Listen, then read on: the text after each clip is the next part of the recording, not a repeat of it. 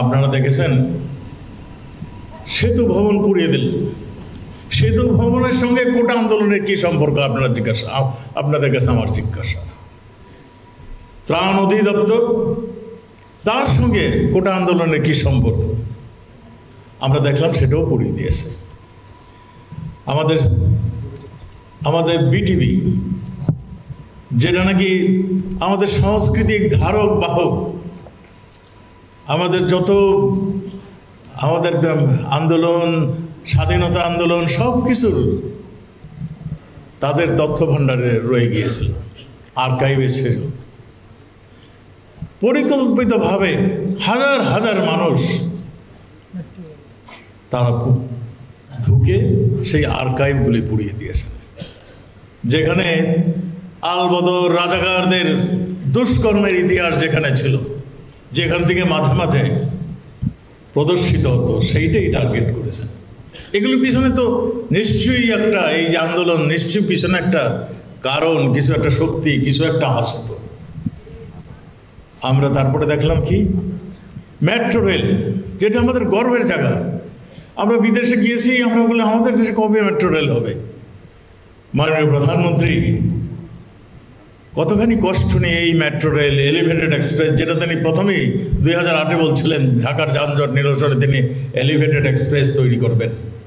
Elevated এক্সপ্রেসে আমরা যে কোনো জায়গায় আমরা 15 মিনিটের মধ্যে ঢাকার এক প্রান্ত থেকে আরেক প্রান্তে চলে যাই। সেই এলিভেটেড এক্সপ্রেস টোল ঘরগুলি পুড়িয়ে দেওয়া হলো, আমাদের মেট্রো রেল পুড়িয়ে দেওয়া হলো।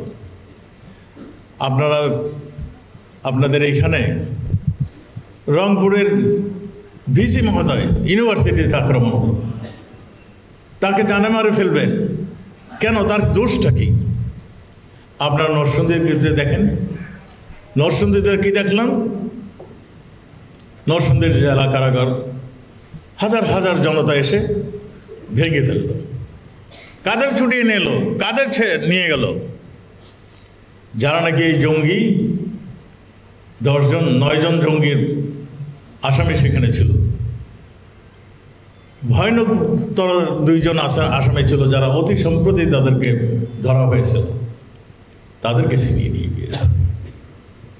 এই সবগুলি যদি, তারপরে আমাদের থানা, আজকে যদি রংপুরের থানাটি নয়, ঢাকার যাত্রাবাড়ি থানা অ্যাটাক করেছে, উত্তরা থানা অ্যাটাক করেছে, আমাদের মোহাম্মদপুর থানা অ্যাটাক করেছে, একের পর এক থানা অ্যাটাক করছিল।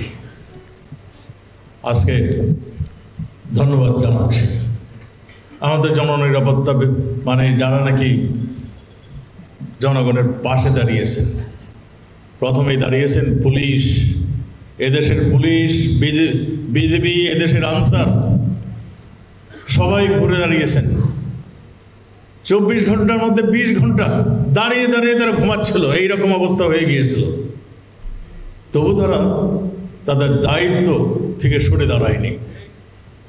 তাদের দায়িত্ব, তারা বীরের জাতি, মুক্তিযুদ্ধের সময় যেরকমভাবে তারা দেশকে স্বাধীন করেছিল, জঙ্গির উত্থানের সময় যেভাবে তারা কাজ করেছিল একত্রে, ঠিক সেইভাবেই আজকে দেশপ্রেমিক আমাদের নিরাপত্তা বাহিনী কাজ করছিল। তখন আমরা দেখলাম এদের ভয়ঙ্কর থাবা আরো বিস্তৃত লাভ করছে। মাননীয় প্রধানমন্ত্রীর উপদেশে এদেশে আমাদের সেনাবাহিনী, যেটা নিয়ে আমরা গর্ব করি, যখনই কোনো প্রবলেম আসে সেনাবাহিনী এগিয়ে আসে, এই জনগণের পাশে দাঁড়ায়। আজকে সেনাবাহিনীও আজকে পাশে দাঁড়িয়েছে।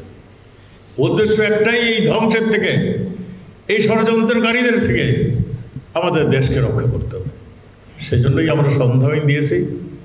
আমরা মনে করি আপনারা যদি সহযোগিতা করেন, আপনারা সবাই যদি একত্রে থেকে এই দুষ্কৃতিকারীদের চিহ্নিত করে আমাদের হাতে ধরিয়ে দেন, বিচারের মুখোমুখি আমরা করতে পারি, তাহলেই এই দেশ শান্ত হবে এবং আমরা ধীরে ধীরে নর্মাল পজিশনে চলে আসবো ইনশাআল্লাহ।